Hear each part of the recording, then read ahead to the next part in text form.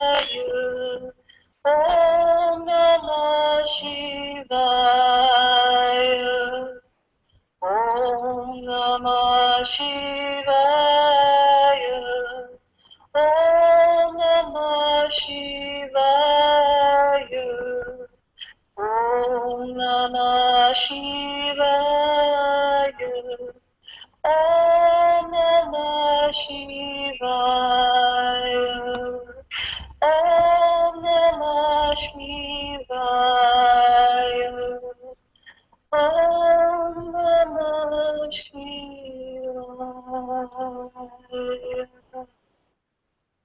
Hare Krishna, Hare Krishna, Krishna Krishna, Hare Hare, Hare Rama, Hare Rama, Rama Rama, Hare Hare, Hare Krishna, Hare Krishna, Krishna Krishna,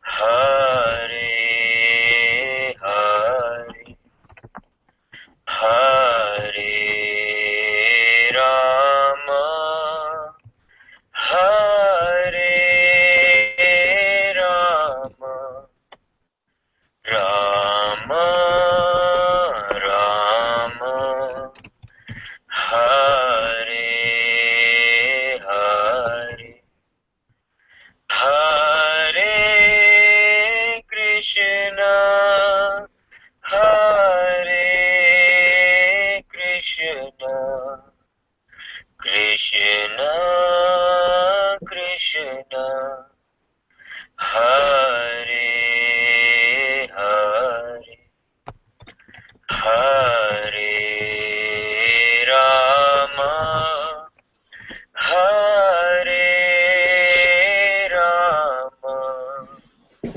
Rama Rama, Hare Hare, Rama Rama, Hare Hare. Nikki, we need to ask you to leave the hangout for a while, just to leave space for Anantaji to join, and we'll make space for you again when we can, because you're the last to join. Thank you.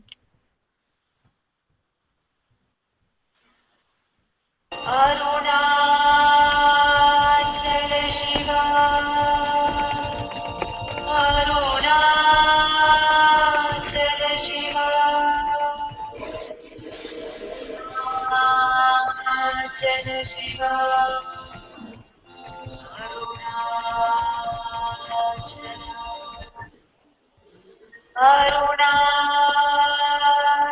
Shiva, Arunachala Shiva, Arunachala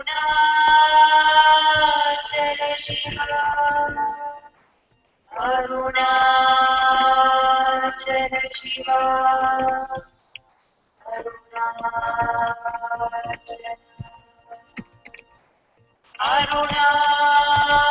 Arunachala Shiva, Arunachala Shiva, Arunachala Shiva, Arunachala, Arunachala Shiva, Arunachala Shiva, Arunachala Shiva, Arunachala,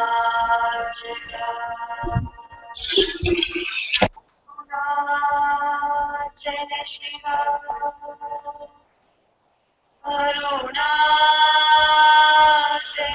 Shiva, Arunachala Shiva, Arunachala,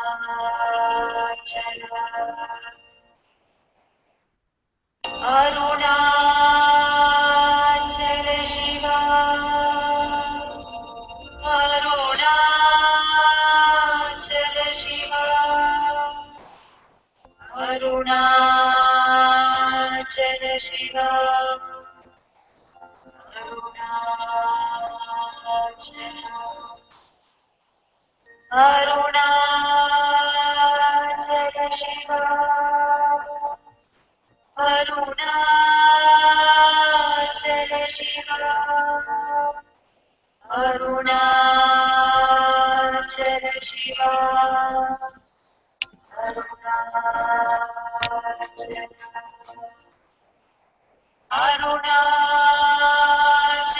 Shiva, Arunachala Shiva, Arunachala Shiva, Arunachala,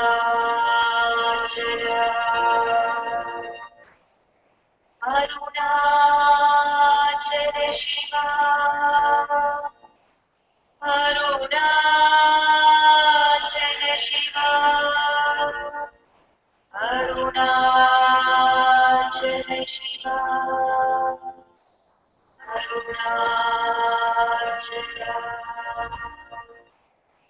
Arunachala Shiva, Arunachala Shiva,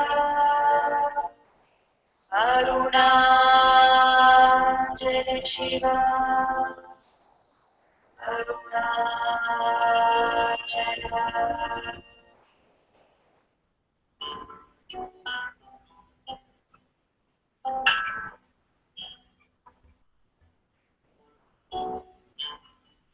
Ananta, Loved Father Guruji, Anantaji, loved Father Guruji, I bow at your lotus feet, I die at your lotus feet, my heart belongs to you.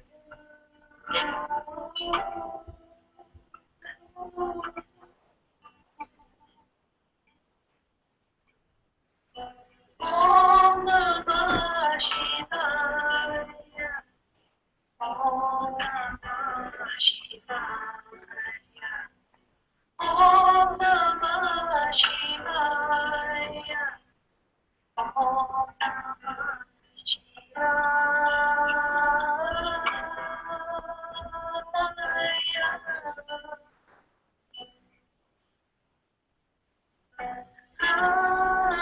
Anantaji, loved Father Guruji, Anantaji,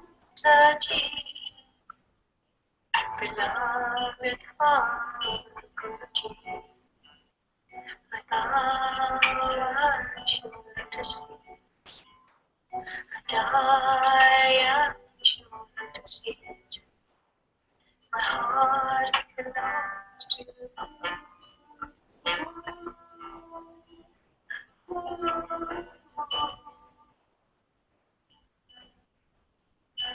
Om Namah Shivaya, Om Namah Shivaya, Om Namah Shivaya, Om Namah Shivaya.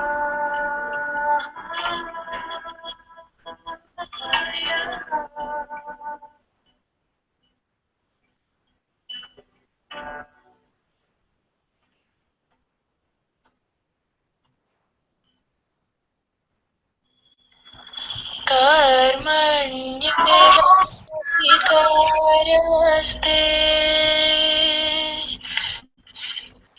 मा फलेषु जना मा कर्म फल हेतुर्भू मा ते संगस्त्वकर्मणि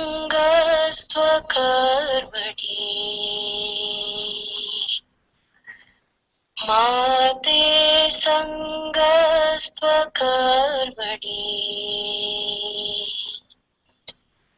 मा ते संगस्त्वकर्मणि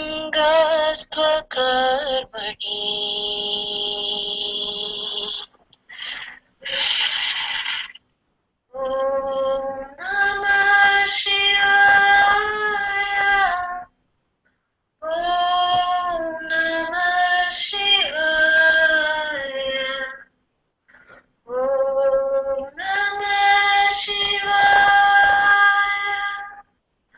ॐ नमः शिवाय ॐ नमः शिवाय ॐ नमः शिवाय ॐ नमः शिवाय ॐ नमः शिवाय शिवाय नमः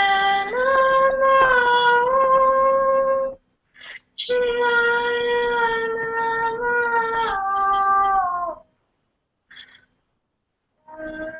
नमः शिवाय ॐ नमः शिवाय ॐ नमः शिवाय शिवाय नमः शिवाय नमः शिवाय नमः ॐ नमः शिवाय ॐ नमः शिवाय ॐ नमः शिवाय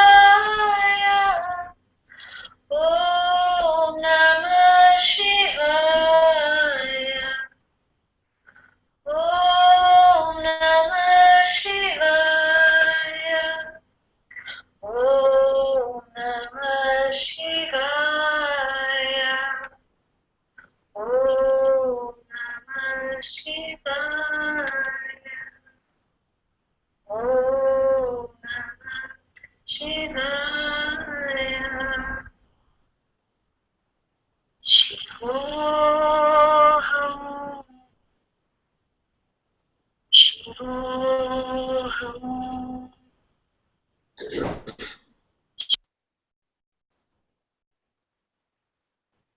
Thank you, my dear.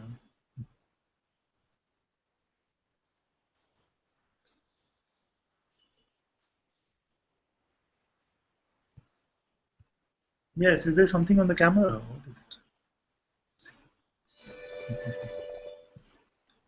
Is it gone or is it crashed or something's happened?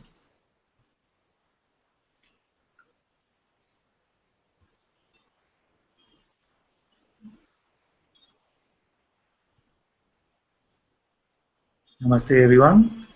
Very warm welcome to Satsang today. Sadhguru Sri Moji Ji ki Jai.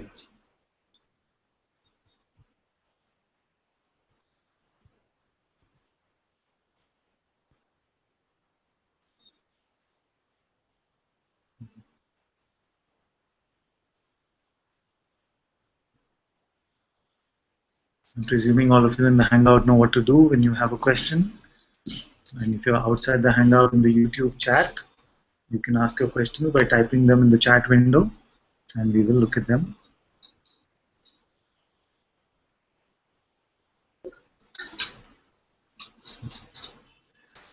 All the trouble is only from this misidentification of I. Just this simple misidentification of I is the cause of all of this seeming trouble. Not trouble actually. seeming trouble.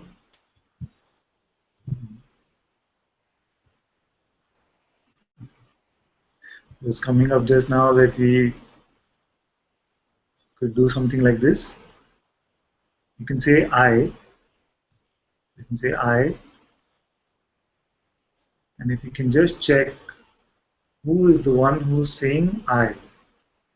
Who is this one?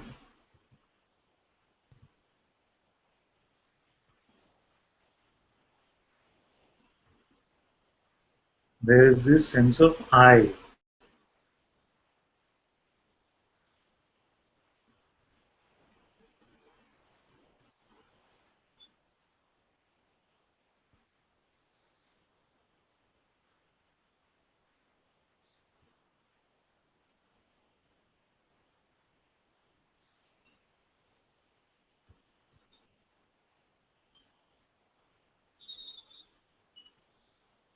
The I which is here, does that have a past?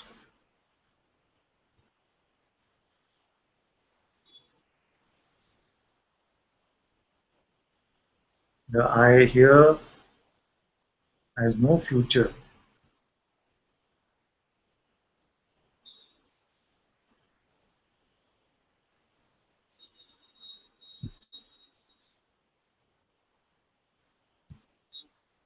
Nothing needs to be done to discover this. Just check who is saying I.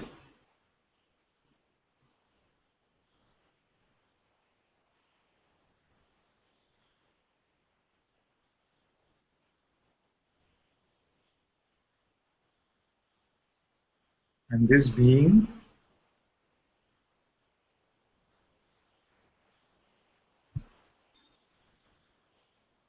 in the presence of who this I is emerging,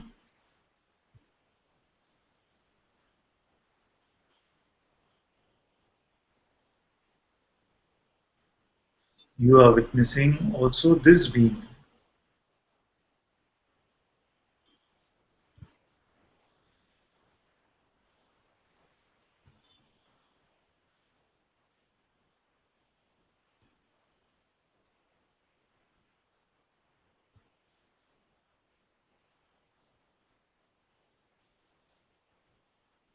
Where is the I which is saying I?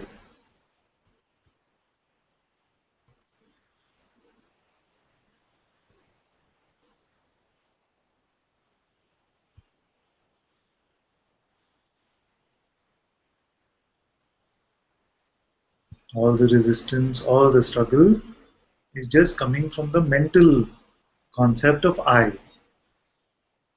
So you will notice that there is a voice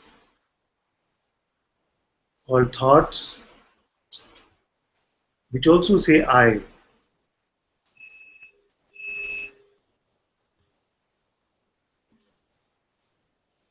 Turn off the big one because the UPS will not. AC will go itself.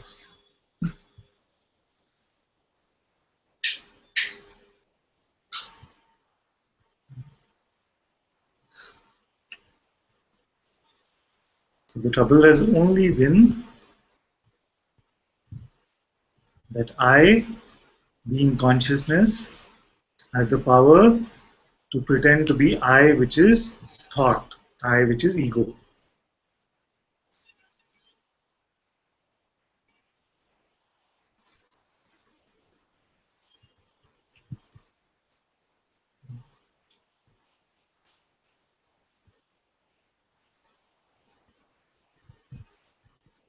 And it's only in the presence of consciousness can this I be tasted also as an experience. So when I say, can you stop being now? You get the taste of your own holy presence of being.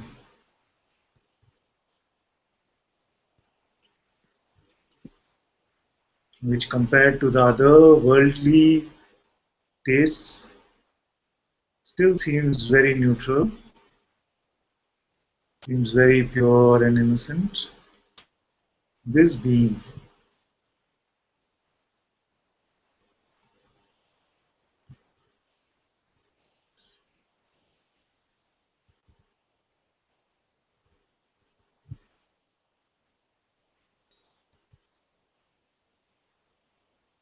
But you are that which is aware even of this.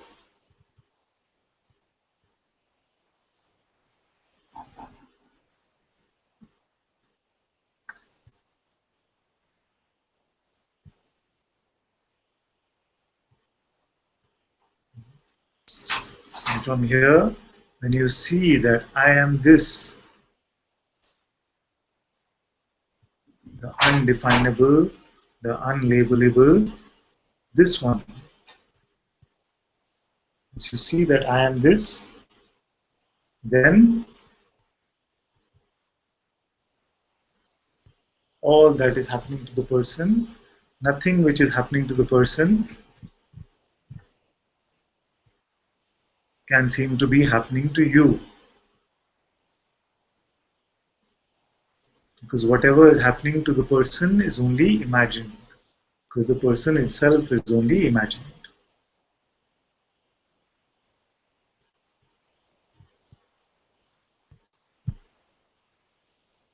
So if you pick up the idea that I exist phenomenally, then it is the misidentification.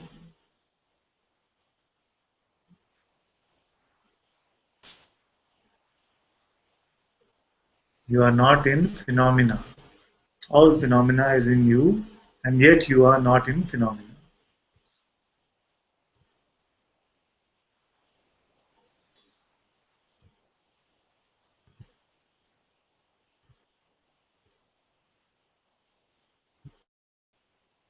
And if you see it like this, then what trouble, what suffering can you really report?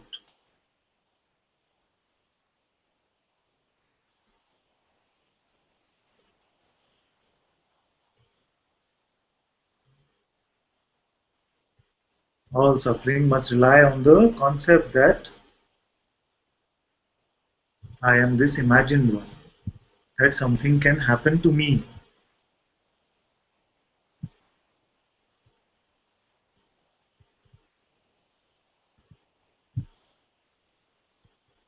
And most of you are discovering in Satsang that nothing is happening to you. Nothing is happening to you, at least you can feel this during Satsang.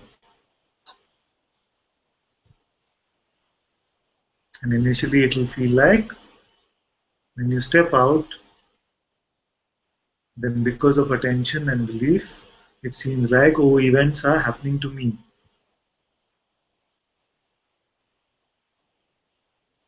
But this will not last. The events will continue.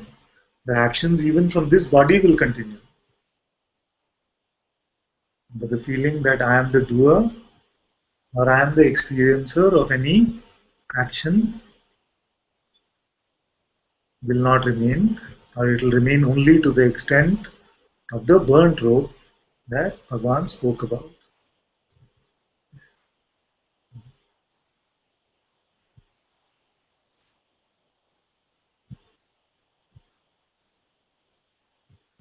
So if there is nobody here to be the doer, and there is no another to be the doer, then what suffering can we have? It is not enough to just understand that I am not the doer. This understanding must become complete to see simply that if there was never a individual doer here, then there cannot be an individual doer there. It is not enough that we rid ourselves of our guilt. It is also important to see that there is no blame.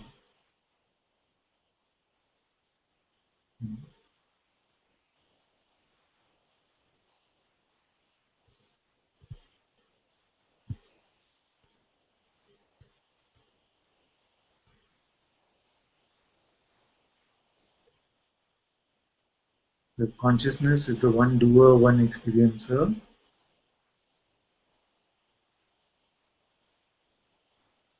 Who is there to blame?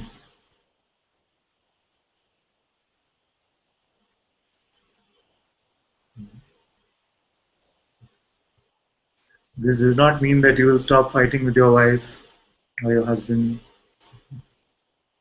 All those activities will continue, but you will not be able to keep up the momentum in any of this. You see. You will not be able to hold a grudge. As simple as that. So although strong energetic flows might happen, that which remains only through the power of your belief in identity, that cannot last after you've been in satsang for a while. Or it must seem like very hard work actually.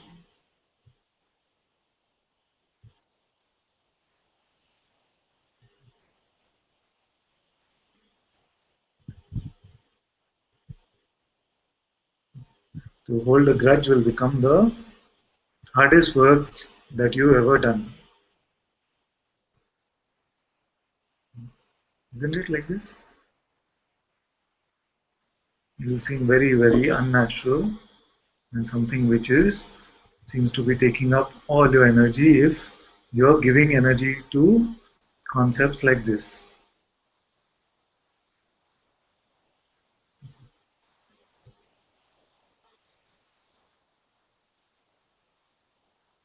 Because you cannot be in the presence of your heart and hold a grudge at the same time.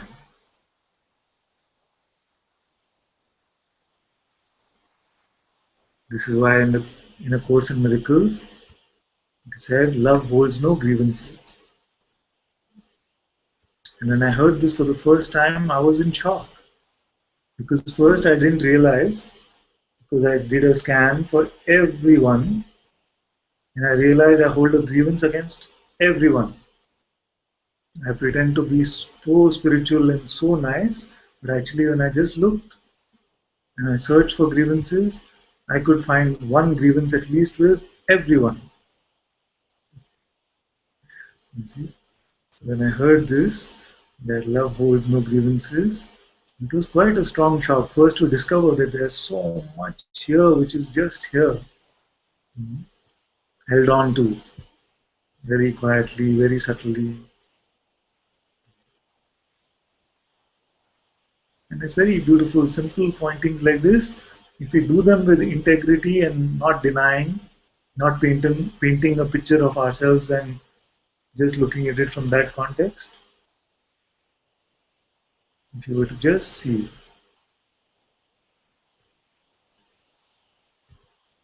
it's very beautiful to unravel, bring up all of this because it's been hiding.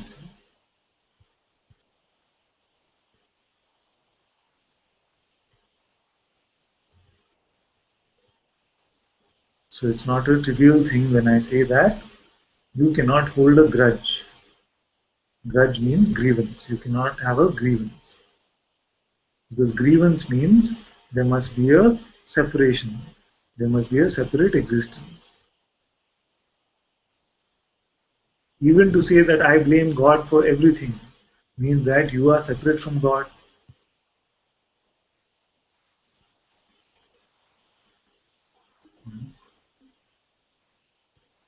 So there is no room for any grievance.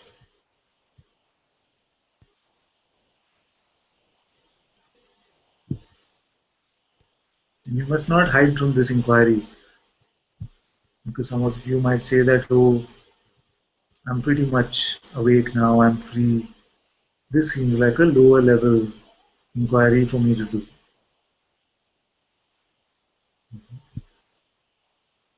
It'd be very nice to just discover what this reveals.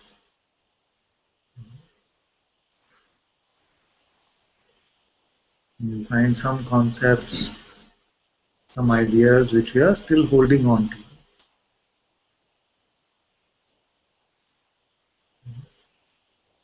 And you cannot be free as being, you cannot be free from the delusion of personhood unless you first give your freedom to the world.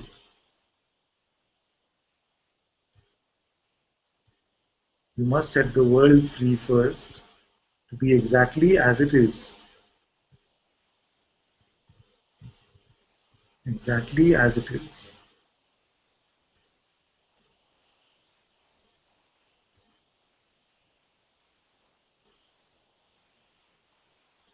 So the play of another and our own play, the play of this body-mind, should be left completely free to function as it is. Just don't confuse yourself to be this appearance. And once you give this freedom, because it's yours to give, I'm speaking to no person here. I'm speaking to you as God, as consciousness. It is completely yours to give.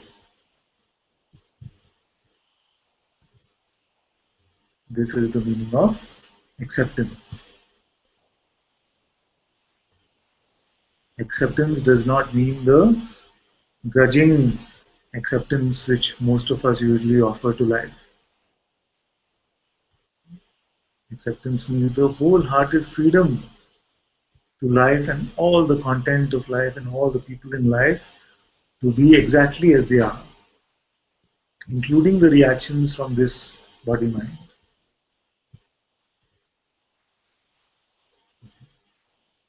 Because if you listen to the mind's interpretation about this, it will say, but this is passivity. If I was speaking to you personally, then it might be interpreted like this. But I'm not speaking about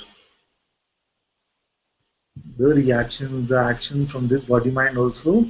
Just set them free.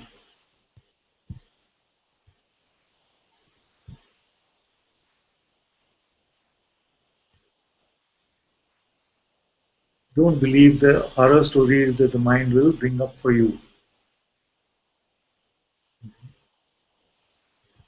Just set it free. Set the entire universe free, including this body which you call myself and this mind which you call me.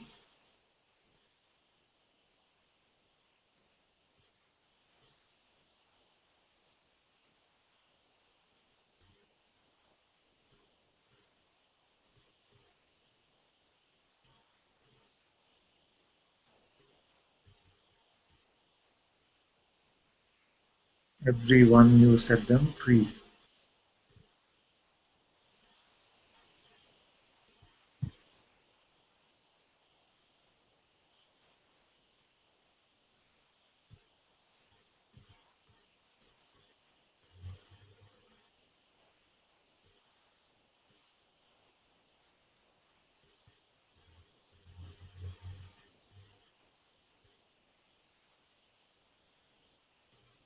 So this body mind which is here now, I set it free. I accept it for what it is.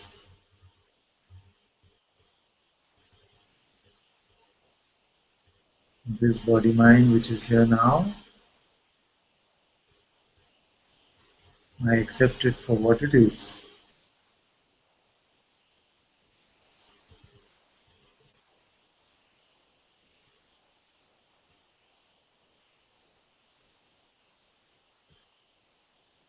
My loved ones, my master,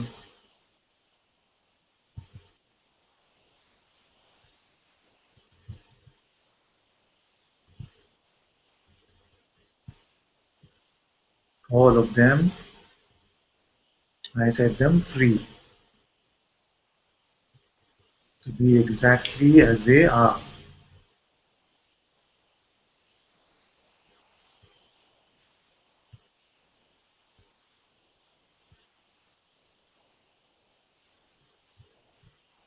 The Sangha, our neighbors, our friends, all our acquaintances and relationships,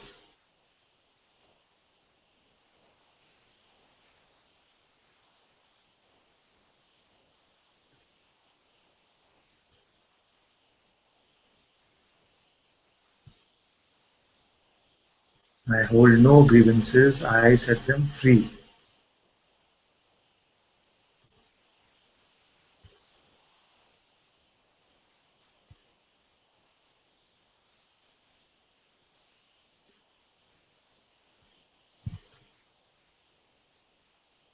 Complete acceptance of them as they are.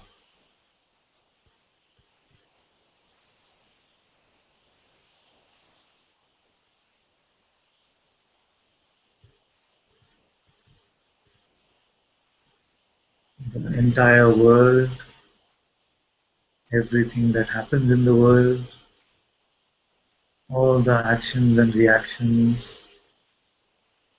all the judgments, all the goods and the bads, I set them free.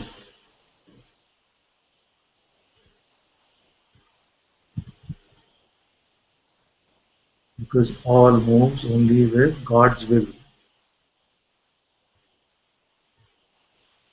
the will of my own heart, my own consciousness.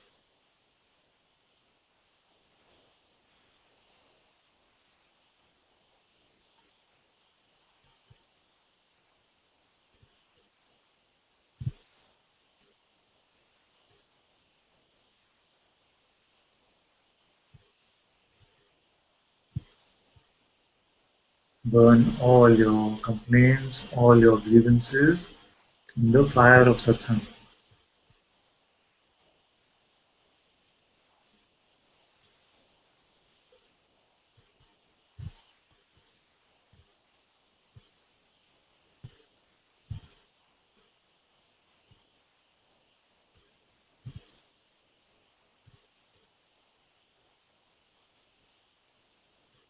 May you hold no grievances.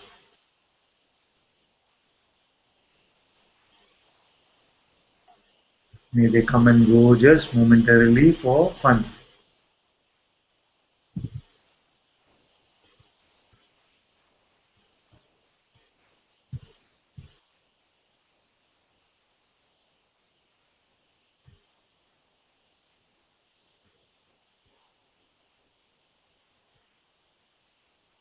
May all misidentification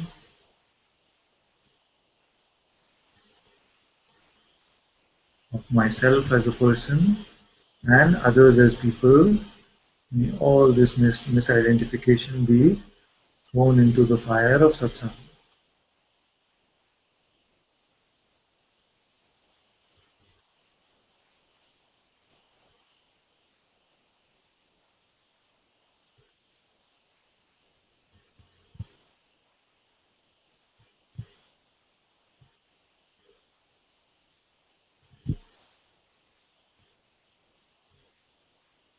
May love become such a tangible, phenomenal presence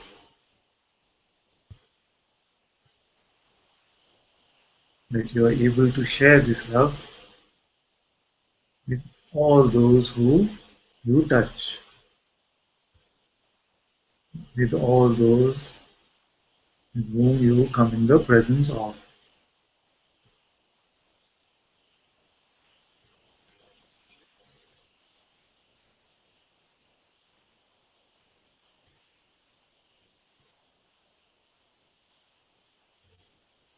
May you be the Buddha that brings freedom to as many as come into your presence.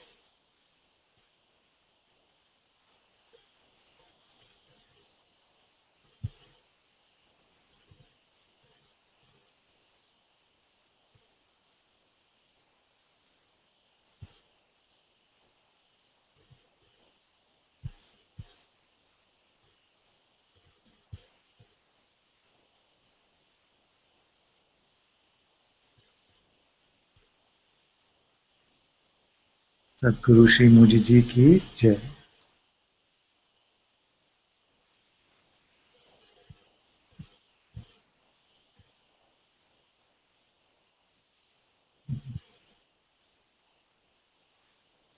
Malik Badi says, has this advice worked for any of you yet? And one of you must answer him. It's a valid question because he's not saying, has it worked for me? He's saying that, okay, you come for satsang with Ananta, so has anything worked for you yet? You can say something. Even to say it has not worked is fine. Sorry, I would like to say something. Yes, sir. I feel that since I've been here, everything has worked for me. In fact, I've just seen that everything was always working for me. It's become so apparent that everything has always been working perfectly. And that's what's a deep realization, which also I'm free of. It can come, it can go. It can, even this realization can come and go. It feels like nothing.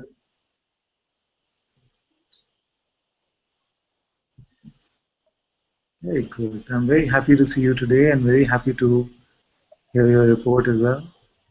I'm very happy to be here. I'm always here. I'm very happy to be here.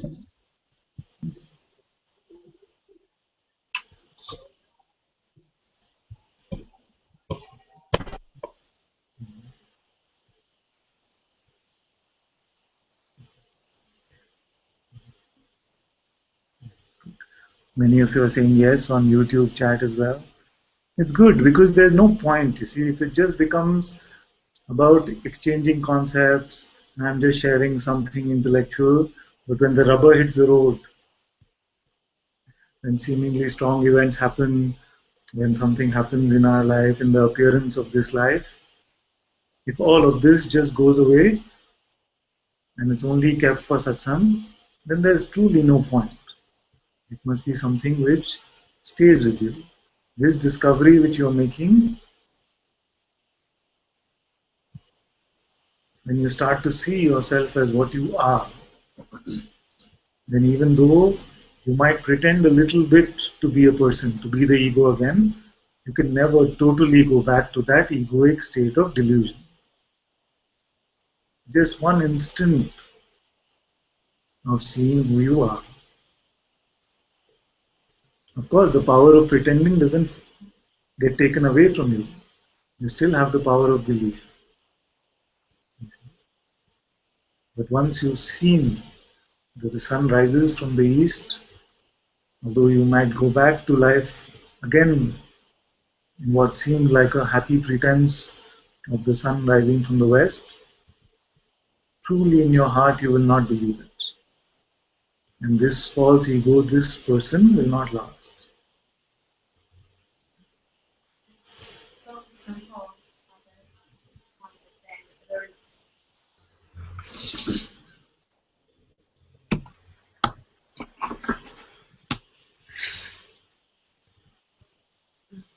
it's just so simple. I was noticing yesterday there were some things in the appearance which seemed strong.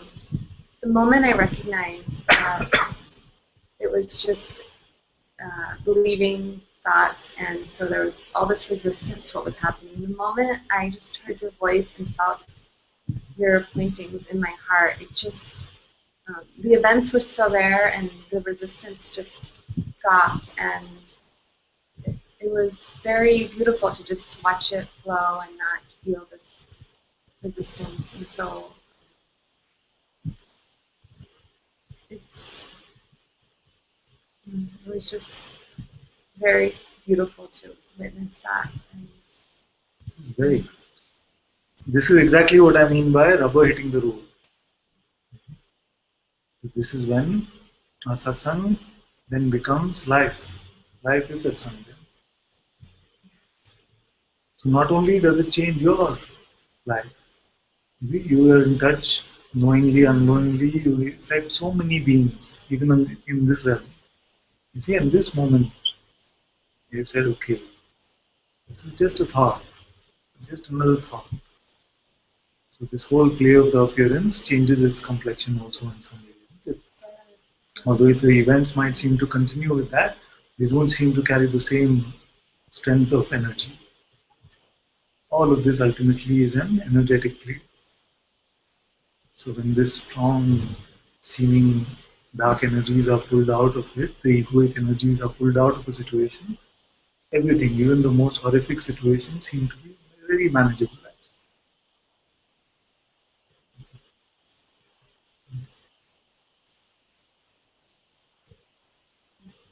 It's so clear, and it's only when I'm listening to the mind, and it seems that so many things in the appearance are um, pulling out or attempting the victim identity, that one, and it's been good because it's just all being released, and I just have to just find you within. So beautiful.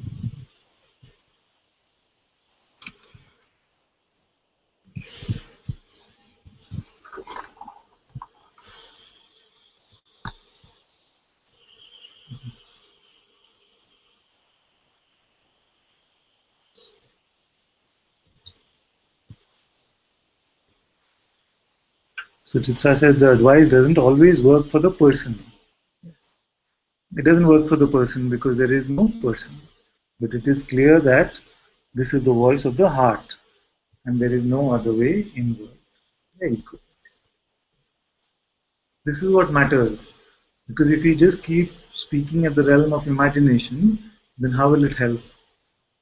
There's so many so-called self-help teachers in the world. So many publishing the greatness guide for the ego, how the ego can become great. So there's enough of that imagination, daydreaming happening already. There are these few places which are not very popular, just a small group of us who will get together and discuss things that are not imaginary as they are seen right now. This seems to be the play in this realm. That if you were to speak about some daydream, then there would be many, many, many. There's some talk about how to miraculously generate a large amount of pieces of paper called money. Then there would be millions lining up. Here, when you're just talking about what is real now, what is not imagined, very few are open to this. And it's very beautiful that it is this way. It is actually very beautiful that it is this way because it needs this kind of communion. You see, initially it needs this kind of close communion.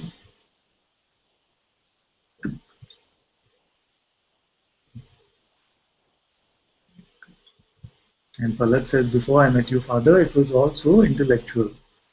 With you, it all auto-magically experienced. This must be Jesh. Auto-magically.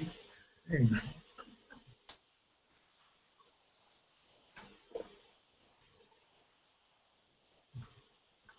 Baswan says, Father, I had a desire for which I have really worked hard for 2 years. It is still not fulfilled. It occurred to me today that this desire for a materialistic thing is the same as my desire to be free. Now I know that I must let go of my desire to be free too. There is no such thing as a good or bad desire. A desire with so much belief can only cause suffering. I leave this at your feet. This is a beautiful, beautiful realization that even the desire for freedom started off as a personal thing. You see? Even the desire for freedom started as a personal desire. But there is one advantage about this desire for freedom as opposed to all other desire. All other desire and the fulfillment also perpetuates the sense of personhood.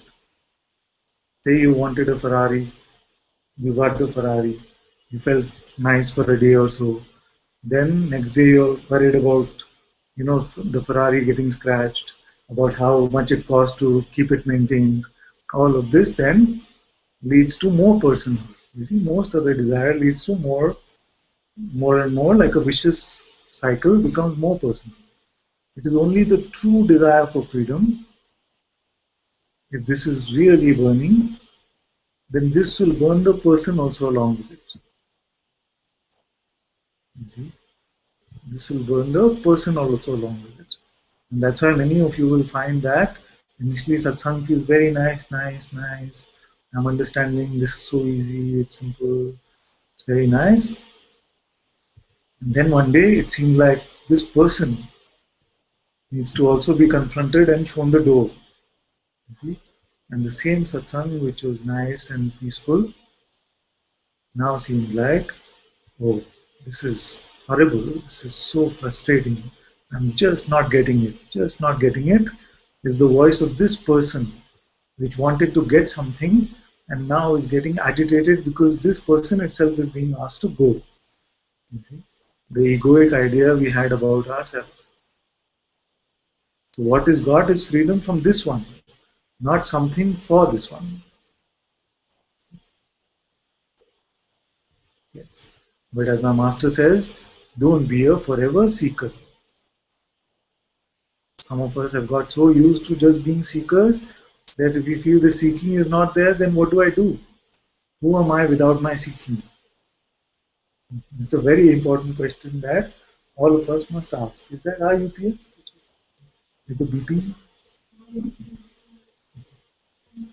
So if the broadcast goes off, then you know that our lights are not here and the UPS is given way, and maybe you play some bhajan or something. So this desire for freedom is the only one which eventually gets you to see these concepts of yourself. The I as the ego is confronted very directly, especially in satsang like this. And then we give not an inch we give to this ego. It becomes terribly frustrating for some of you, but those of you who stay, then will see that it was just this mind, this ego, this sense of separation, which was making all this trouble. Now I am free of it. You know, sometimes children, when they need the shot, you know how much trouble they can make. Right? They rave and rant and they say, I'm not sick, I'm fine, you're just, I don't need this. They say all of these things.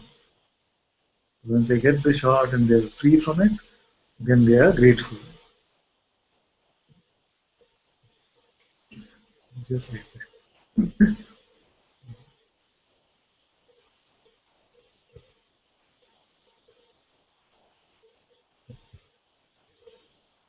That's why some of you call me the smiling axeman or the smiling assassin. Because the smile is like the doctor's candy. You say, come, come, come, nothing will happen to you. This is my lollipop. The shot has to come. You see. It can't just be the lollipop. Otherwise, I'm not doing my job. And some of you, so much trust, so much devotion. The shot is given, taken away, but they were just, eyes were closed in the devotion, they didn't notice anything. Some of you really checking constantly. What is he doing? One eye open. What is he doing?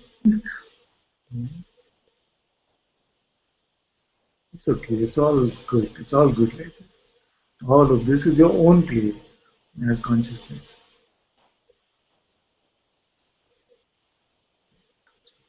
And Satsanga had said, Namaste Ananta-ji, a few grievances that are really sticky are those to do with incidents that resulted in physical pain. The same story, yes.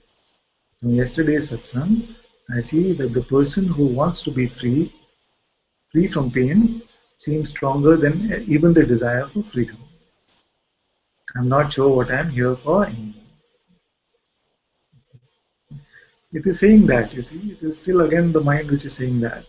But it is not possible for you to be in so much satsang if the desire for freedom was not stronger.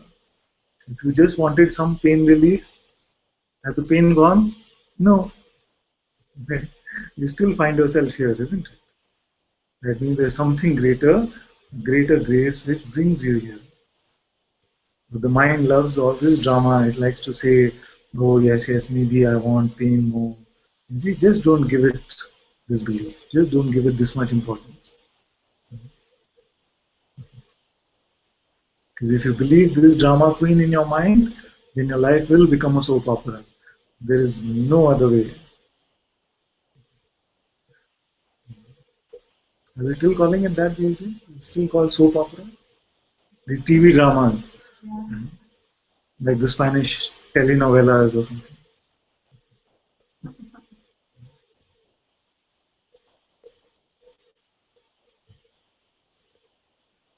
The mind cannot do without creating some sense of choice, some sense of confusion, some sense of drama. It has to do all of this. You just keep all this aside and you stay with me. You just hold my hand and stay with me. This will not last.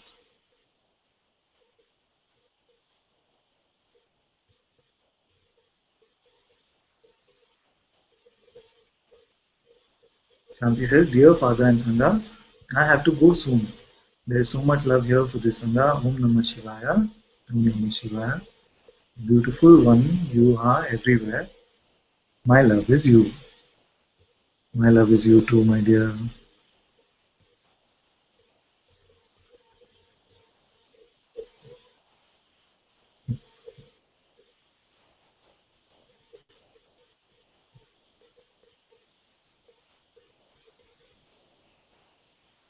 And Stina says, I am missing love in my being. There is often a kind of emptiness. Awareness is there, but only occasionally love or joy. Am I closed in my heart, or maybe a lack of life energy in general? Sometimes I feel guilty because I don't feel love when I am with my parents, for example. Did you lose the connection? Some of you say. Is it okay in the hangout? It's okay. Some of you on YouTube seem to be having some trouble. We'll see if it gets sorted. So this missing love in my being. So first know that there is nothing a person can do about love. Because I've seen very often in this world that many of us are saying, I should become more loving, I should have more love in my heart. And we are giving each other this kind of advice. You should just have love. Just have love. Many teachers also say that. Just have love. And you say, but how? How should I just have love? How does one create this love? We don't ask these questions. Once you ask yourself these questions, you'll come to the discovery that this love. Okay, another thing, before we come to that, what the world mostly confuses as love is actually attachment, is need. Need masquerading as love. Need or attachment is the ego's version of love. If you love me, then you must want to stay with me. You must give me all your attention. You must not ignore me. I love you so much, but you don't love me. But if you loved them so much, then you would set them free. You see? It's not just a cliche, although I know it's been used as a cliche. If you truly loved, then would you want to put them in a prison, or would you want to set them free?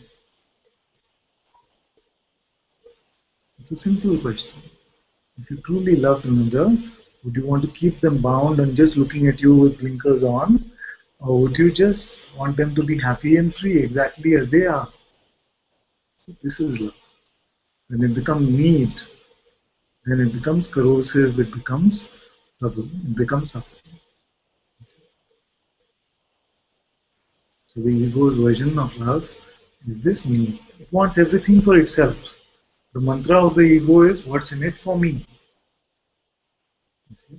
So give up on this worldly concept of love.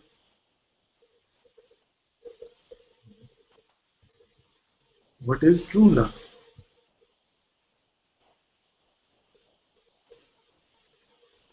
You can find it now.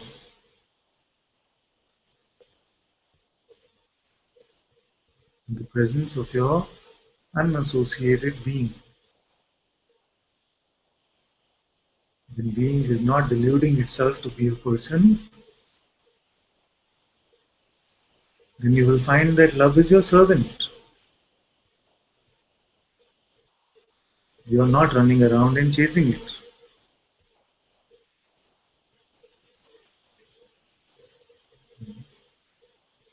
You are not running around and chasing any feeling or a state.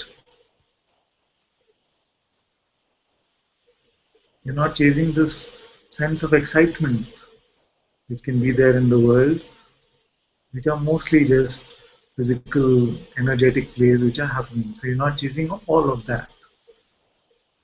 Then in your own holy presence, you discover this pure love. It does not need anything, it does not want anything. And you as consciousness have no expectation that this should come and stay. It can come and go as it pleases. But you will never say that there is too little. It can only be the mind's voice or the person's voice.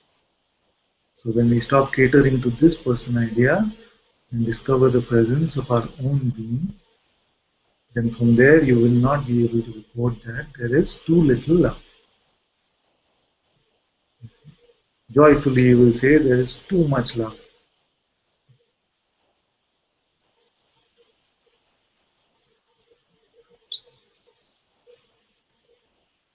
Suchitra says, beloved Anantaji, what is the difference between Satsang Darshan and Diksha with the Supreme? Are they gradations of love? You can come to the hangout if there's space. And Satsang Darshan and Diksha with the Supreme. There is no difference. We can use big labels or we can just not label it anything. You see, there was a time where I feel like I must answer every question that comes in Satsang. I feel like I must answer every question that comes in Satsang because I have been in places where there was this kind of refusal to answer some questions which were meant only for the advanced seekers or after I had made a particular amount of donation or something like that. Especially questions around these kind of things. So you said, what is the difference between Satsang Darshan and the Diksha with the Supreme? So Diksha is the strong energetic transmission which happens in the feet in the presence of the Master. It is also not limited by time and space, but in this particular energetic transmission, it is helpful if you are in the physical presence also. It seems easier that way, although many of you have had strong transmissions over Hangout also, isn't it? And sometimes for some of you, it seems like it has been stronger on Hangout than here in person, because maybe there were not so many distractions or something like this. Yeah? Even on the Ustream. So this Diksha is what? What is the purpose of this energetic transmission? It is not the energetic transmission itself which is of any value. Ultimately, that must be said. It is the openness with that, the peace which comes momentarily, which gives you this freedom to see that there was no one here.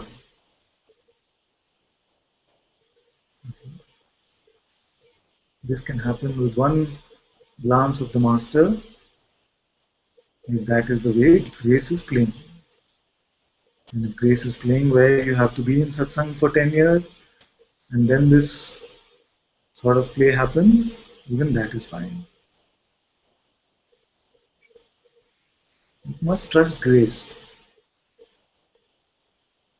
Suppose you came to satsang first time, sitting in the hangout, we just looked at each other like this, some strong energetic movement happened, and your mind just dropped. And the sense of separation completely fell away. It is another state, you call it an awakening experience or whatever you might like to call it. This state like this can come, but this state also goes. If your thoughts reduce from thousands to just 10 thoughts a day, it will come back to 200, 300, 500, whatever. Nobody is measuring all. So when it comes back, then you might come back as a very arrogant and very complacent one, you see.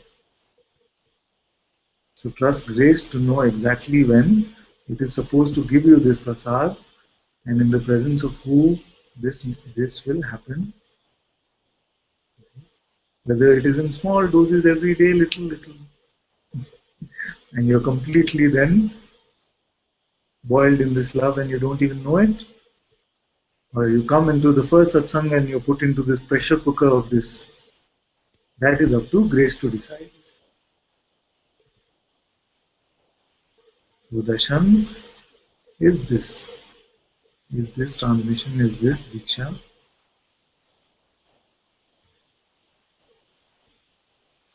And the master is not turning it on or off. It's like the river which is flowing. It is just flowing. It is whether grace has opened your hands to dip from this river or not.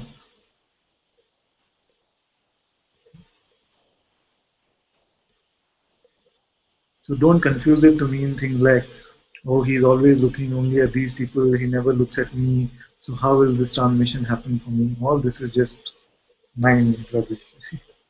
It doesn't mean anything. These things are much more deeper ordained than any person or any mind can understand.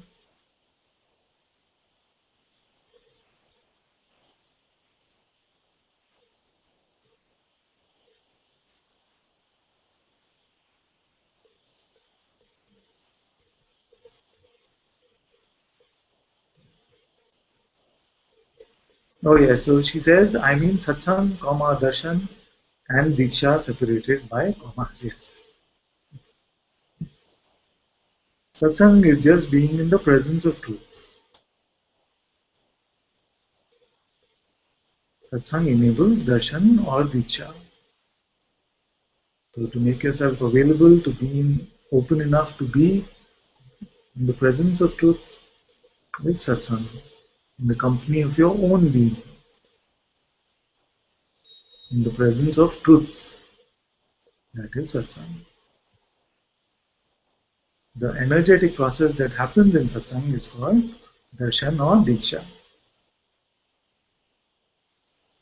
That's why very often I say it's not just in the words.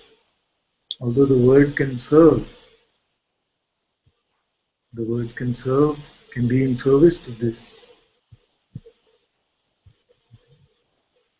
What happens? What does it mean? It doesn't mean that you have had now the experience of something outward. Although it can seem like it happened when you looked into the eyes of one.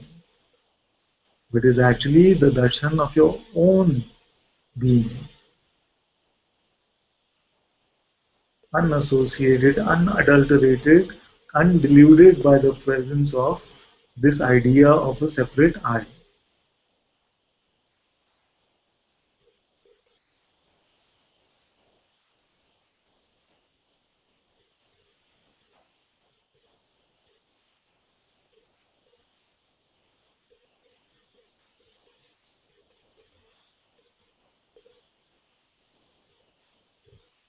Devika says, I was just feeling very person identified just now. And then I thought about being in your presence and trying to introduce myself as a person. All I could do was laugh. It's very good. I love you, Father. I love you too, my dear. This person idea is completely laughable. Completely laughable.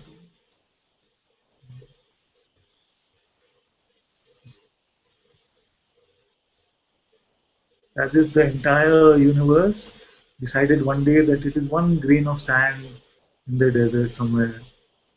Would it not be a laughable idea that the Supreme Lord is playing a game like this?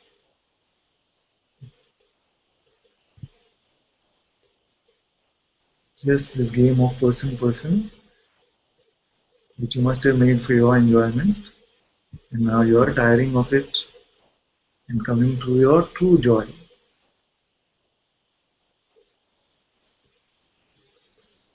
That's why I say that if you want to see God pretending to be a person, believe your next thought. It's true like this. It's true. The mind will come and say, no, no, this is a bit too much. It is completely true. You want to see God pretending to be a person, you believe your next thought.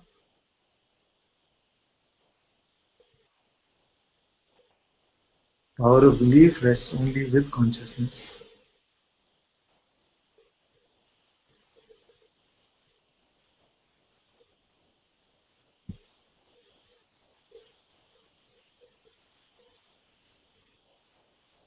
This one says, now my only fear is, if it doesn't happen in this lifetime, not sure what I will become. I may not be in human form.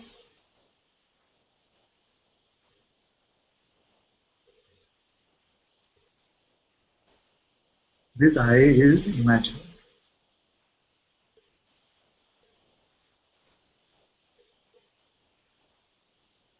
There are only two options which you can pick from right now, because only this is present. You can say, I am this being which is here. This being, this presence. Or you can say, I am that which is aware even of this.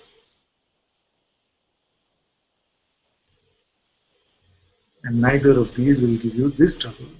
Because again, you are believing this I which is only from the mind, only imagination.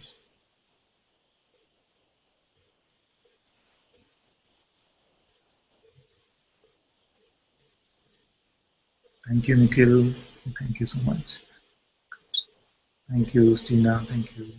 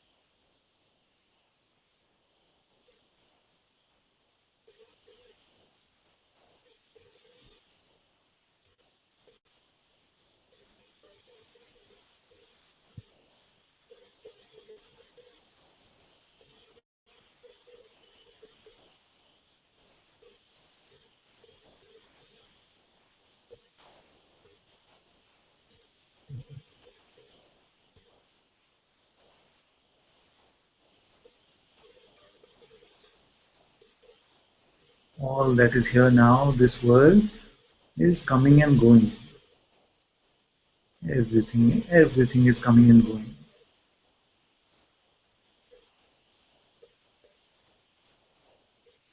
Find out that which is eternal.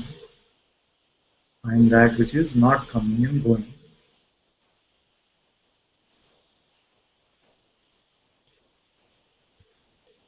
And if it is not coming and going, it must be here. You see, that is the main point. So where will you go to find it? Just here. Not here on the hangout. Just here. Where are you?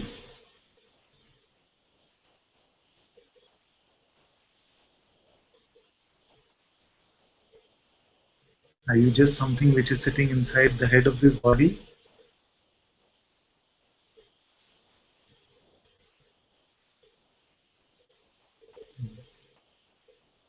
Are you just a figment of somebody's imagination?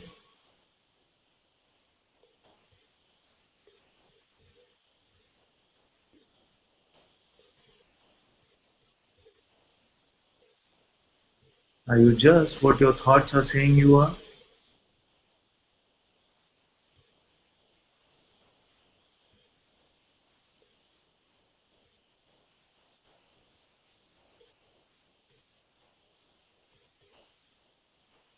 Discover your true power as the Supreme Lord.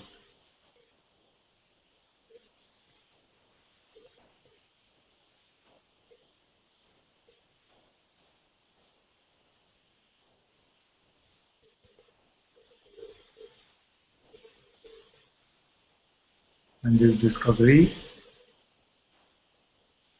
might or might not do anything to help the person, the personal life which you seem to lead. But it is only when you're willing to take that leap away from just this constant concern about what is going to happen to the person. If you're just willing to trust your own heart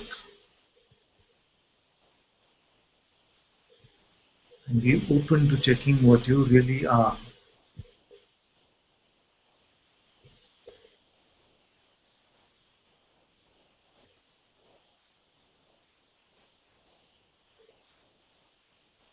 then you will not miss this truth.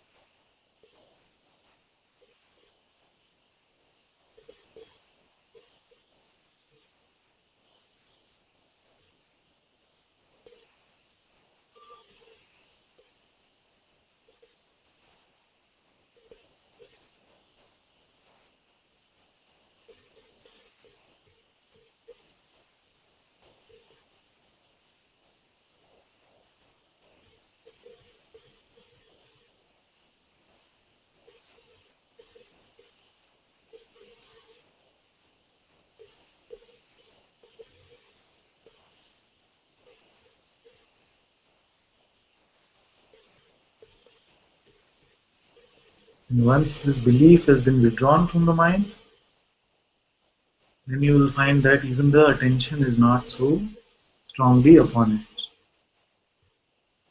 And already you can see, you might not have noticed these things, but earlier you might have found that even if there was a moment of silence, you would want to come in and fill it up with something. And then in satsang, many times you can have long periods of silence and nobody even knows that some time has passed.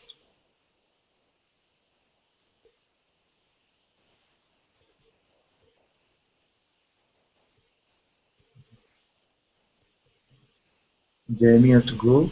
Yes, my dear. Thank you. Both of you are together these days?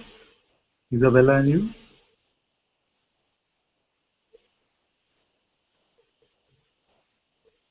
When we can, Father, we live across the valley from each other.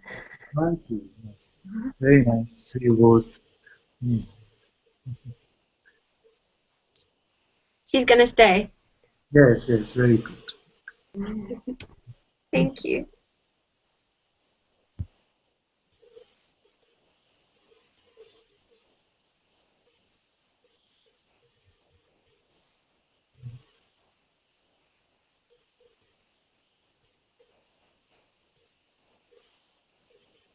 We're coming to that point soon where very soon only my teeth will be visible.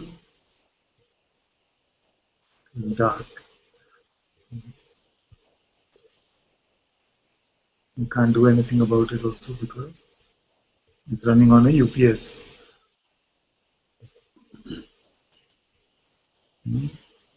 Don't bring your kids in, they might get too scared.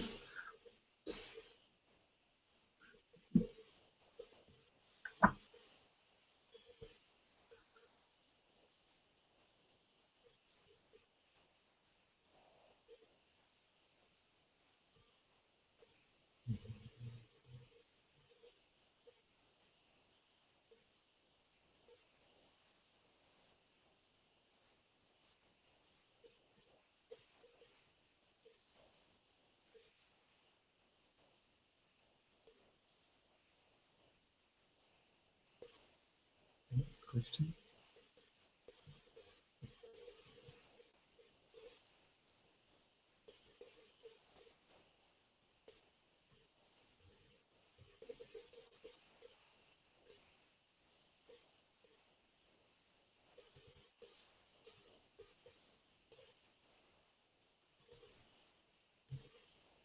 Brooke says, Namaste. Why does it seem so difficult to stay in the awareness when living and working here in the United States? The stresses of work and daily life seem so hard to be free of. Actually, most of the world is now becoming like this.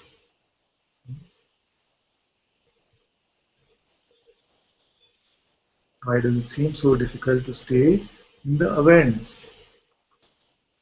So I have some excellent news for you. The excellent news is that you actually cannot leave awareness even if you try.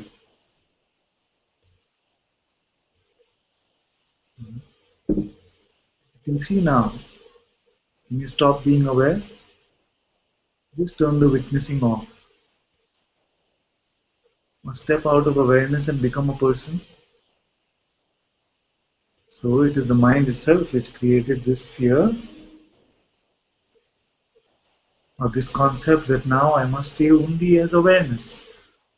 If that was your true intent, you would not have created this universe. You would never have woken up from the deep sleep. But there is only awareness. There is nowhere else for attention to go.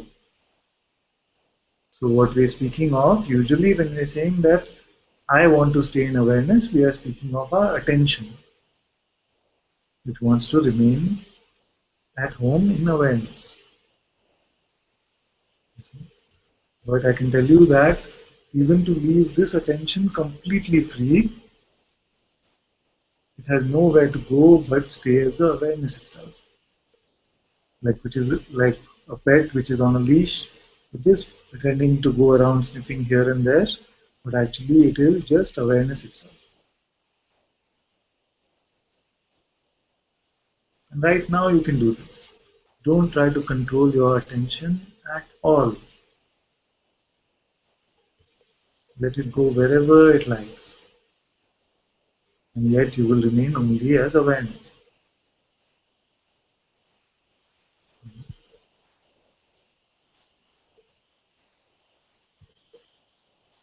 It's a very good idea.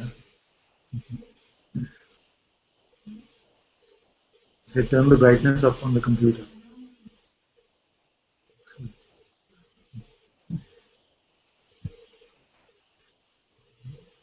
So even if attention was to go wherever it liked, you stay just as the awareness.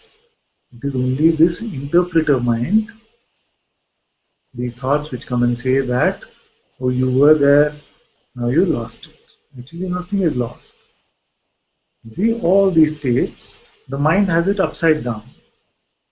It says that in waking state, your attention should stay as awareness, all of these things. But what is actually happening is that all these states are coming and going. So sleep is coming, sleep is going, waking is coming, waking is going, dream is coming, dream is going. You as awareness have remained untouched. You are exactly the same as what you were in your sleep state and your dream state. It is only that in this waking state or the dream state, there is this sense of personal identity. And this person is pure imagination. This pure imagination never existed. This body appears phenomenally, these thoughts appear phenomenally, emotions appear phenomenally, and yet even through all of this, there is no person to be found. So the energetic appearance of all these phenomena, the mind comes and the content of the thought says, this is yours individually. But if you were to look for this individual, I can tell you that you will not find it. At best, you will point to the body and say that this is me. But if you were just this body, you would not be in satsang. Because there is nothing for the body in satsang. There is no food for you to eat here. You see? If you were just the body, you would not be interested in the money in your bank account. The body does not know how much there is. If you were just the body, you would not be concerned about your co-workers, relationships. The body is unconcerned.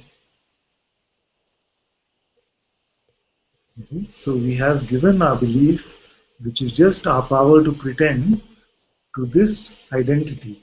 And the identity is only a set of concepts which we believe ourselves to be. Only a set of ideas, only a set of thoughts.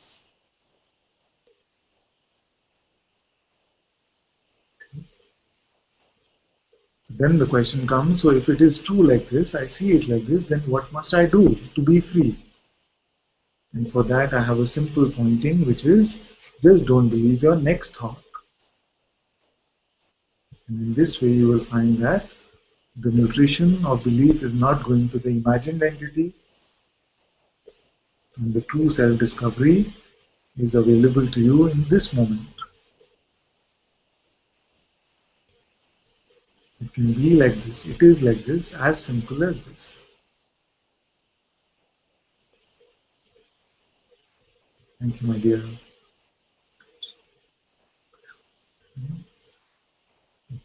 Father, can I say something? Also, just to finish that, also the sense of work will not seem like it is a contradiction to anything. But you will not see the stresses of work. You will also not see this work-life balance and things like this. Everything will just be life. When there's energy for work, work will happen. When there's no energy for work, irrespective of what you want to do or not, work will not happen.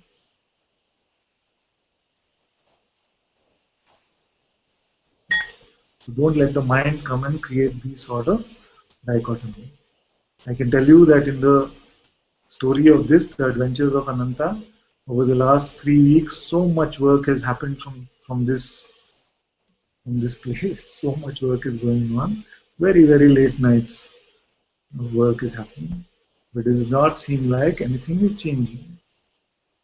Being is still being, seeing is still seeing. Everything else is just a play of appearances. The only trouble ever is our belief in the next thought. That's all.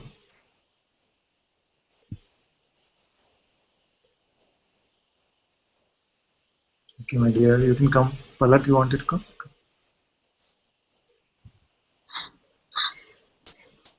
Father, I can, it's completely seen over here that I'm not the doer.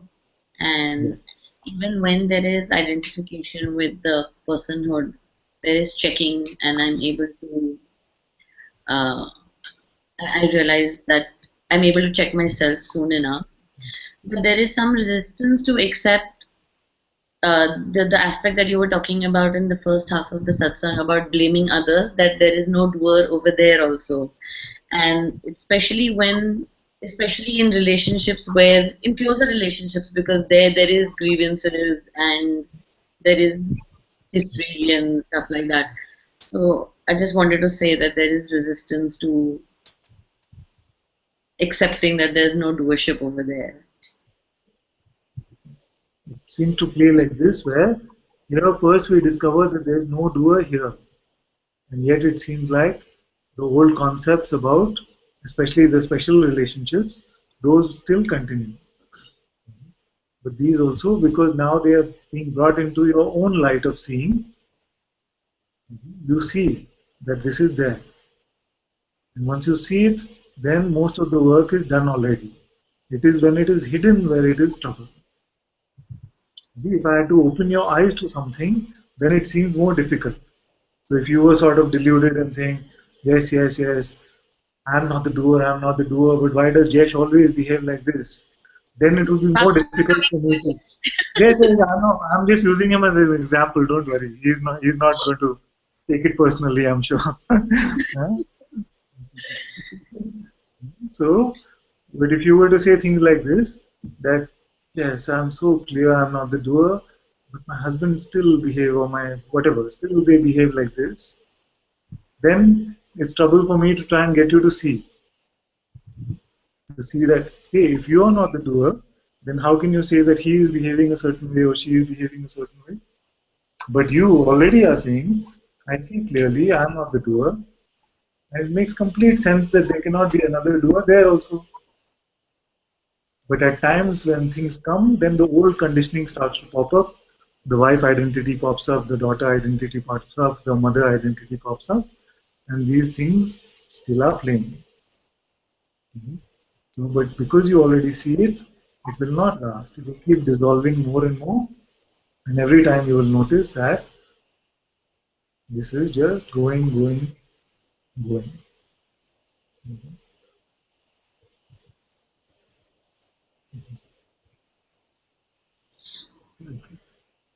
And these special relationships play these roles. One, they keep our arrogance in check. Second, they are always providing this raw material for inquiry. They play a beautiful satsang for us. All our special relationships, especially the most difficult ones. So use those as opportunities, because it is never ever about anything outside. It is always about some concept that we believe. So our refusal to be free from grievances, our refusal to give our freedom to everyone, must rely on some concept that because they are my loved ones, they are related to me, hence they should not be a certain way. Because if they were just, if you had no connection like this, the me connection, then why would it matter to you? So the role of this grace like this is to still keep revealing the sense of me which might want to hide somewhere. And this me is getting more and more dissolved as you are coming to satsang.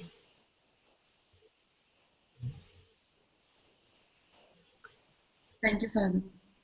Thank you, my dear. I haven't seen either of you in Bangalore for a while now. Tomorrow, Father, and Jesh will come on Friday. Oh, wonderful. No, my mother-in-law was asking about when you are coming. Maybe she has something to send. I'll tell her. Told Garima, she knows. I'll message you. Very happy, very happy. We were on holiday last week, Father. That's why we didn't come. I saw some wonderful collage of some Goa photos. Very nice.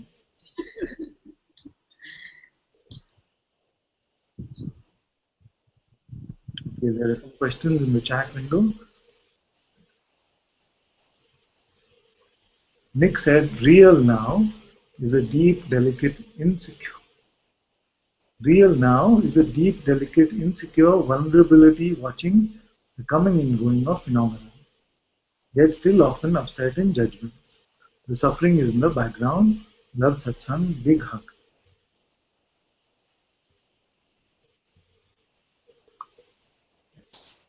You might say that it is completely pure and innocent, but the real is not vulnerable. In fact, the real cannot be attacked. You see, it is beyond all attack and defense. It's like space is not vulnerable. Even if the worst kind of events were to happen on this planet, nothing would touch the space. So the real which you speak of, the reality of what you are, is that from which all of this time and space comes. You see, that you are. You are that from which this time and space comes. So how can that be truly vulnerable? You see? So if you mean that it is not making any proclamations, it's not arrogant, it's pure and it's innocent, some of these attributes we can use. Maybe a bit of a stretch, but we can use. But truly we cannot say it is vulnerable to any sort of attack from any quarter. All is the play of this. Even the birth and the dissolution of consciousness happens within you.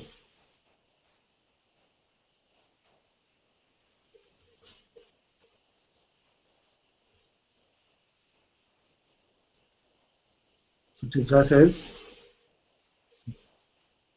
and she's making sure I'm living up to that promise of answering every question. So she says, beloved Anantaji, what does the master actually see when a person enters his physical ambit? Does he see the deepest vasanas holding the person back? Does he feel happy or sad at their state? No, they're not irrelevant at all, my dear. It's just that sometimes when you answer these questions, then it creates a sort of an expectation that I will be free only when I see life in this way. I want to not create these kind of concepts, because enough concepts about freedom are already there in most of us. Especially in India, there's so much of this. That this is the way the master sees it, this is what the master can do. You see? So I want to keep it as regular as possible, as simple as possible. That is why I say that they are making me live up to the promise of answering the question. But since you asked, let's look at it. You said, what does a master actually see when a person enters his physical ambit? So let me say, what do I see? Let's not say what is a master. What do I see when a person comes? So I see, just like you see, the person comes. And then, many times, so I'll tell you what is the difference, because I guess that's what you're wanting to know. What happened before and now what happened after. So most of the time it's just the regular play of life which continues. Sometimes it so happens that you will come into the presence and along with you will be this energy which is felt. So many times in the beginning of satsang, for some, I will feel that there's a strong, like something in the throat and I'm feeling so much grief that I cannot speak. So some sort of energetic transfer can happen like this. Some grief, something is felt, some transference of energy can happen like this. That's why I often say that satsang is not just the ability to speak words. It is actually an invitation, which is that anything which afflicts you, let it be mine. Unless you're open like this, you should not say, I want to share satsang. You should have this trust in your heart that the Sadguru is taking care, that any affliction that comes in your presence, you are happy for it to be yours. And then energetically some of this play can happen, some of these energies can flow. Let me not speak too much about this also. Maybe we speak more in person when you come, if you really want to know about these things and about vasanas and all of this. Just know that in the presence of the truth, in the presence of your heart, all this can dissolve very easily.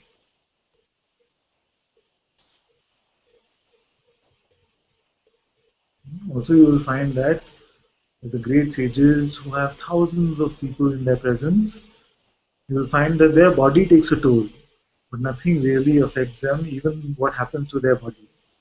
So with Guruji, Vinodji, at the beginning of a long season, you will find that the body is so much better, but at the end of every season, typically it will be that the body is now facing a lot of energetic things that it probably needs some rest. So let me just not say any more than that. That's good enough.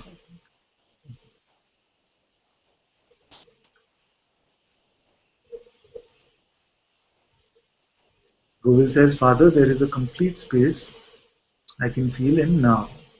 Sometimes attachments come, but it's seen immediately. But something here resists this now. Yes, this something is the mind. Mind and similar energies saying it is nothing here and now, or how long should I be vigilant? I expose all these tricks of mind at your feet, and I expose this desire also that this mind will stop one day, so I don't have to be vigilant. You don't do anything, just don't believe your next thought. Now, you don't have to constrict yourself and just be like this vigilant, not like this. Just be free, completely natural. If life is pressing some button, just know that something got some belief. At that point, you drop it.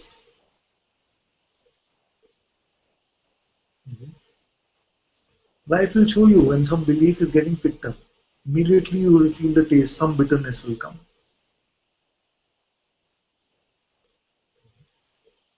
So just like this, and when that bitterness comes, don't deny. Don't hide it under the carpet, under some self image of freedom or something. When it comes, just say that this came like this, I believe this, and I am dropping it. Just as simple as that. Don't pick up the pen. If you picked up the pen, then you drop it. all the teaching can be condensed into that simply. The pen being what? Just the content of your thought. The picking up being what? Just the belief that you have the power to give. You don't pick up the pen. If you find that you picked it up, then you drop it.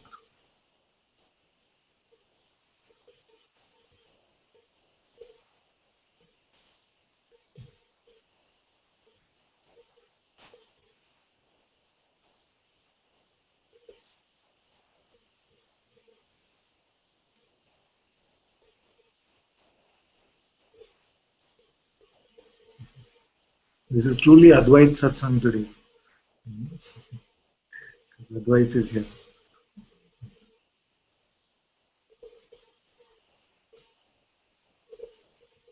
Hello.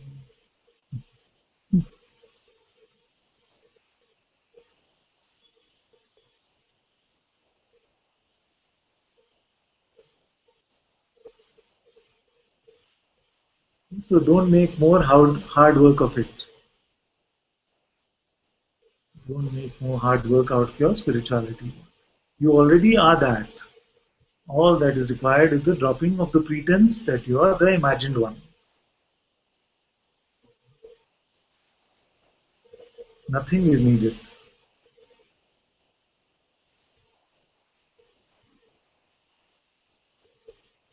Because even through all of our delusions, you are just this. You can never become that which never existed.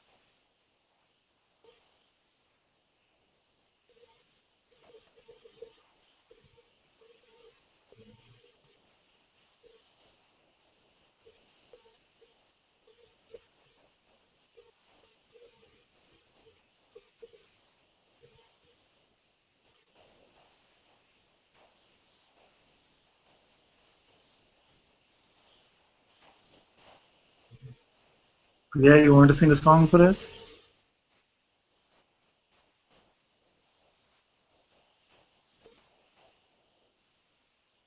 She's deeply contemplating the question. And sometime soon the answer will come.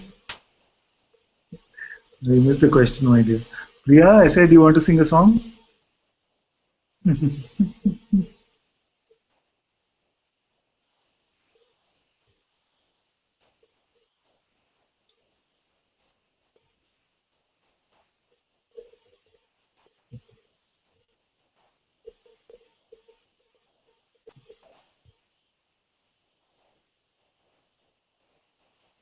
I see that Bhagwati ji is visiting you today. Will she come to your place? Can't hear you at all. Your mic is not working.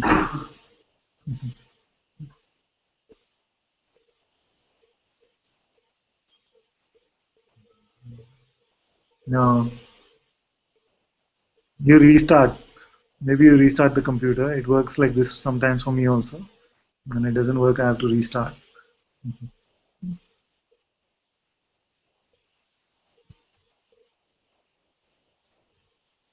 And we have some other singers also. Amba is there. Maybe we have one bhajan while we wait for your restart. And Marriott is also there. Amba, you want to start, my dear? Yeah, do you have any ideas of what I can sing? I don't know what to sing.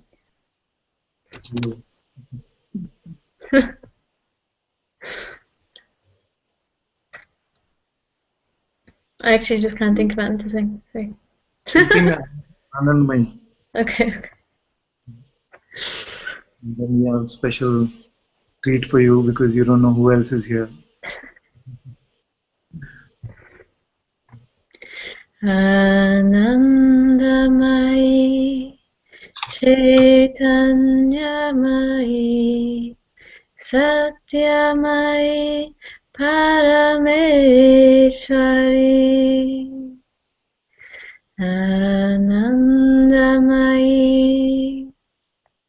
Chaitanyamai Satyamai Parameshwari Anandamai Chaitanyamai Satyamai Parameshwari Anandamai Chaitanyamai Satyamai Parameshwari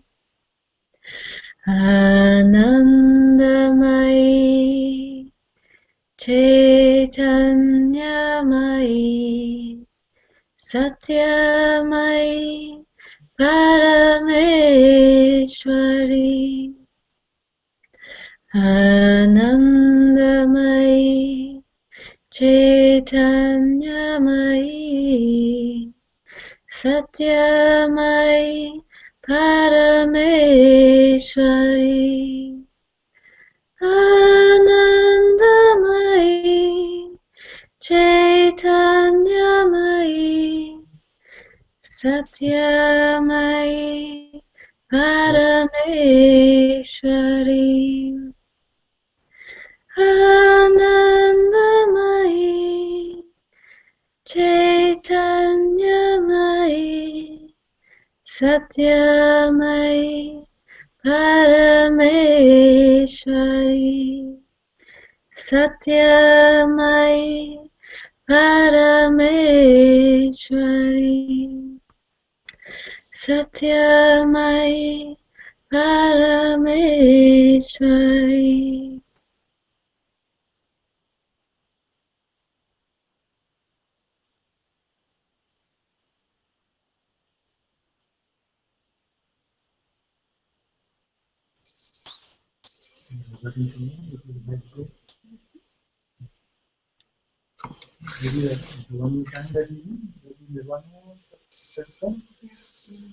It is You wanted to say?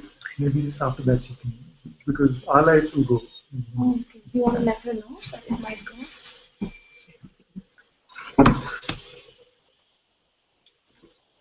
Are we on mute? No. So maybe Radha can go first because our lights might go, and then Priya can go after that if her sound is working. Special treat with all the beautiful singers. Should I say that?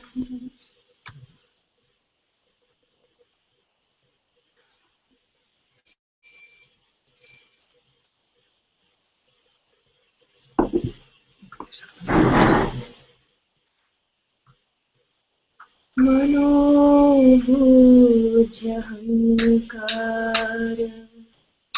चेतायिनाहम्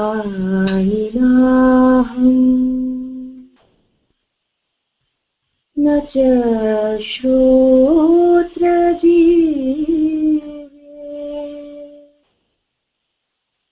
न च घ्राणनेत्रे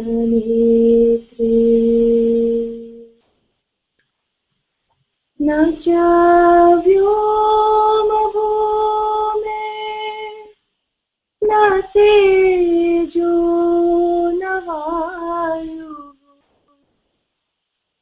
चिदानन्दरूपः शिवोऽहं शिवोऽहम्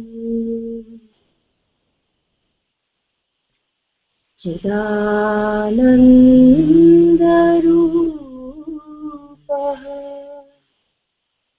शिवोऽहं शिवोऽहम् न च प्राणसंज्ञो न वै पञ्चवायुः न वा सप्तधातुर्न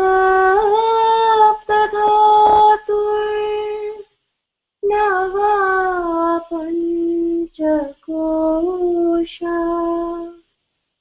न वाक्पाणिपादम्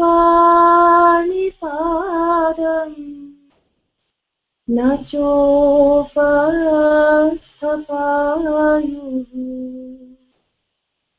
चिदानन्दरूपः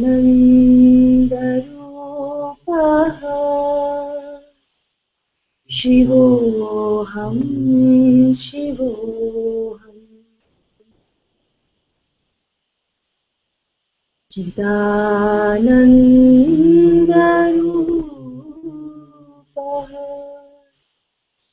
शिवोऽहं शिवोऽहम् न मे द्वेषरागो न मे लोभमोहम्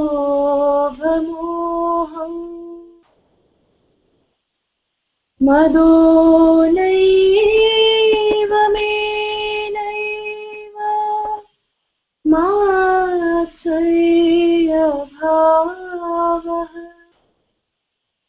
न धर्मो न चार्थो न कामो न मोक्षः चिदानन्दरूपः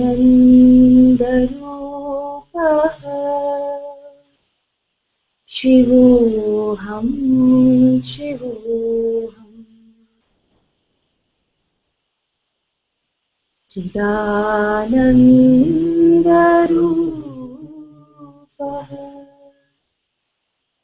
शिवोऽहं शिवोऽहम् न पुण्यं न पापं न सौख्यं न दुःखम्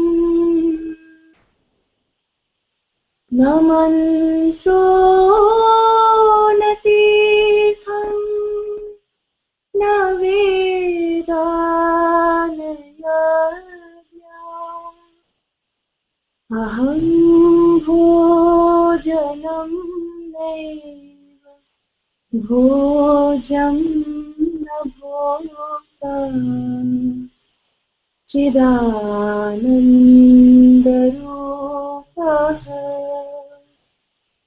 शिवोऽहं शिवोऽहम् चिदानन्दरूपः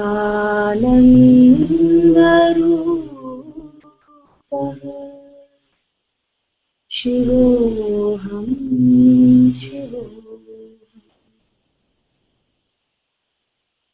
न मे मृत्युशङ्का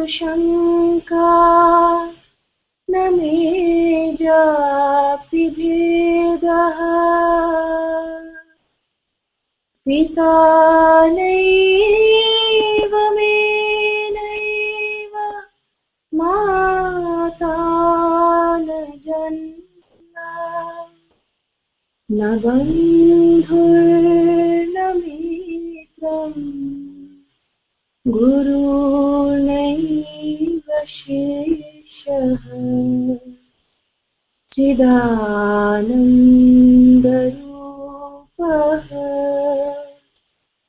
शिवोऽहं शिवोऽहम् चिदानन्दरूपः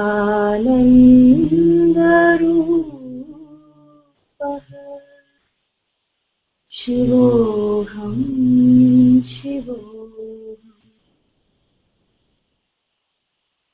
अहं निर्विकल्पो निराकाररूपो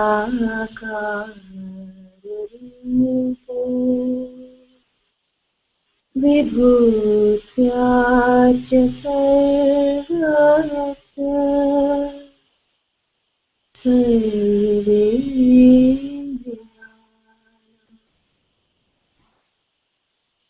न च सङ्गतं नैव मुक्तिर्न मेयः चिदानन्दरूपः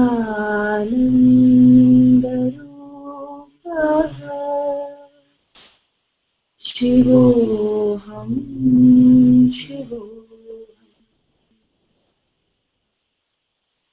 चिदानन्दरूपः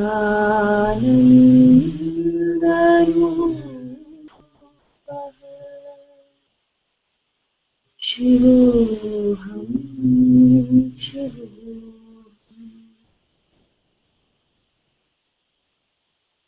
शिवोऽहं शिवोऽहम् शिवोऽहं शिवोऽहम्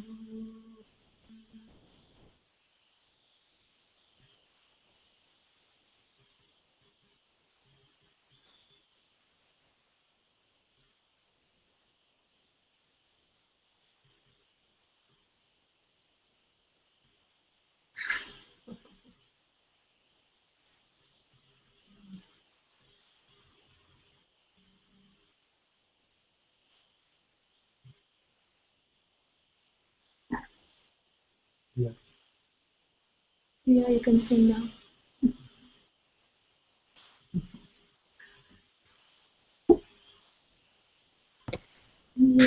Microphone is not working, I think. Still. Now we can, no? Oh, that's Amba. Sorry. Okay, I don't think it's working. Okay, you sing. Yeah. Yeah.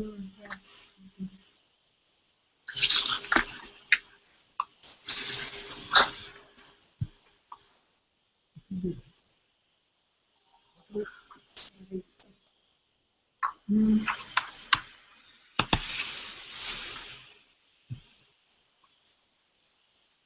So we're going to do the Om Namah Shivaya chanting.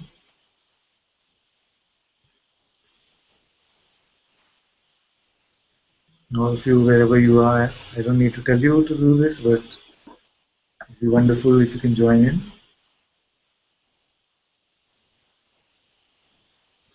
Om Namah Shivaya. Om Namah Shivaya. Om Namah Shivaya.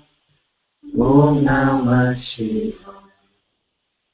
Om Namah Shivaya. Om Namah Shivaya.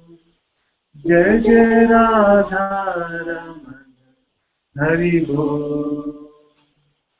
जय जय राधा रमन हरि बोल। जय जय राधा रमन हरि बोल। जय जय राधा रमन हरि बोल। जय जय राधा रमन हरि बोल। जय जय राधा रमन हरि बोल। जय जय राधा रमन हरि बोल। जय जय राधा रमन हरि बोल। जय जय राधा रमन हरि बोल। जय जय राधा रमन हरि बोल। जय जय राधा रमन हरि बोल। जय जय राधा रमन हरि बोल। जय जय राधा रमन हरि बोल। जय जय राधा रमन हरि बोल। जय जय राधा रमन हरि बोल। जय जय राधा रमन हरि बोल। जय जय राधा रमन हरि बोल। जय जय राधा रमन हरि बोल। जय जय राधा रमन हरि बोल।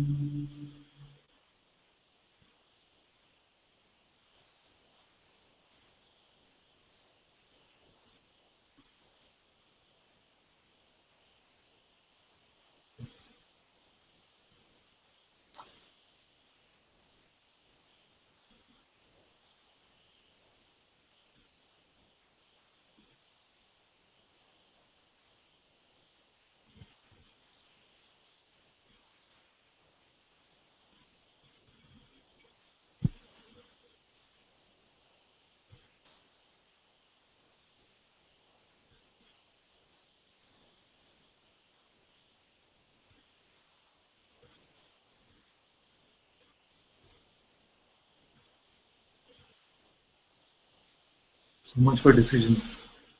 I decide every time that I'm not going to torture your ears with my singing, and yet can't help myself. Just like I decide every time when Radha is singing, I won't join because it will spoil the song, but I just can't help myself. I just have to do it. Father, it's not torture, it's very beautiful. I'm sure you're the only one who would say that. It's very beautiful. Thank you. This much you'll have to grant me, that sometimes when I feel to sing, I just have to sing.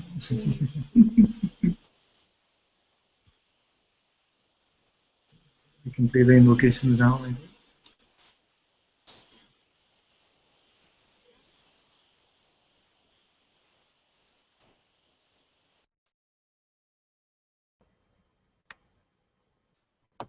Gurur Brahma, Gurur Vishnu, Gurur Devo Maheshwara, Gurur Sakshat Para Brahma, Tasmai Shri Guruve Namaha. Dhyanamulam Gurur Murti, Pujamulam Gurur Padam, Mantramulam Gurur Vakyam, Mokshamulam Gurur Kripa, Mokshamulam Murchichi Kripa, Mokshamulam Anantaji Kripa. Sarvesham swastir bhavatu, sarvesham shantir bhavatu, sarvesham purnam bhavatu, sarvesham mangalam bhavatu, sarve bhavantu sukhina, sarve santu niramya, Sarve Patrani Pashantu Makashit Babak Bhavit Asatum Asat Kamiya Tamasuma Jyotir Kamiya Mrichurma Amritam Kamiya Om Purnamida Purnamidam Purnat Purnamadachyate Purnasya Purnamadaya Purnameva Vashishyate Om Shanti Shanti Shanti Brahma Paramastu Om Shri Satguru Bhagavan Ki Jai Om Shri Satguru Murji Ji Ki Jai.